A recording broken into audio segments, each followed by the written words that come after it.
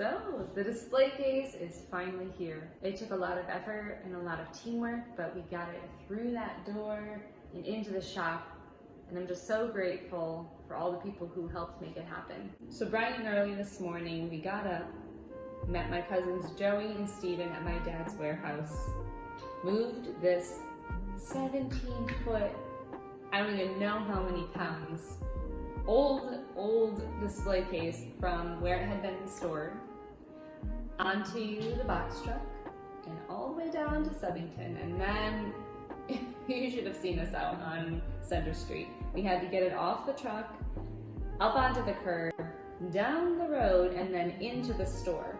Now, the width of this is about maybe 2 inches less than the width of the door. So getting it through was a little challenging. But once we got the dollies up and over the threshold, we were able to kind of smoothly get it into the shop. Luckily, this is the original glass and it's very resilient.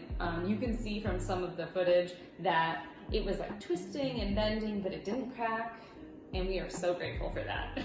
This display case is going to be where we serve our tea and coffee from. We're gonna have cold brew that we'll put through this really cool contraption thing. It's gonna look like a mad scientist.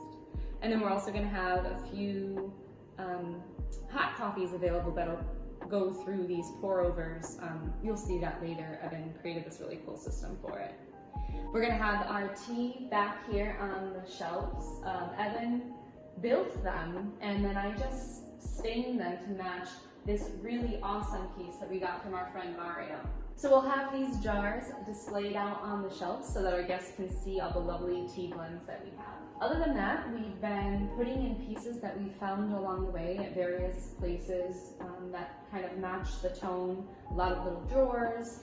There's this really cool unit that was from an old desk that Evan kind of took apart and put back together. We have this really lovely dresser here. And then a few standalone display cases that are going to sit on top of it. Inside this display case, we're going to have a lot of jewelry and a lot of herbal remedies so that it will really kind of be evocative of an old school apothecary. And we're really excited to be able to offer all of these handmade artisan goods to our guests.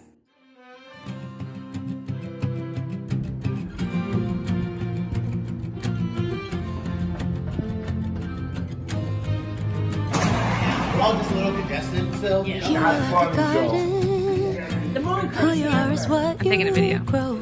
Started with a seed, carefully nurture it year after year. Watch it slowly changing with the seasons.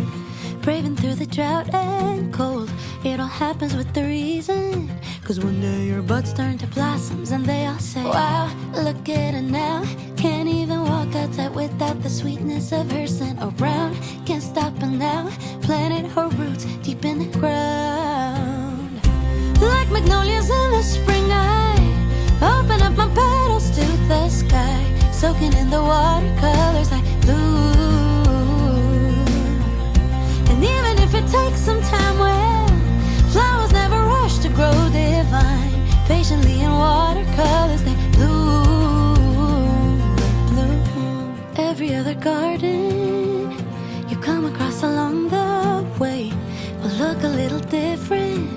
Remember that every flower grows in her own way. And just because a snowdrop blossoms in the winter, it doesn't mean an orchid won't rise from the ground. And then everybody will say, wow, look at her now. Can't even walk outside without the sweetness of her scent around. Can't stop her now, planted her roots deep in the ground. Like magnolias in the spring, I open up my petals to the sky, soaking in the watercolors like blue.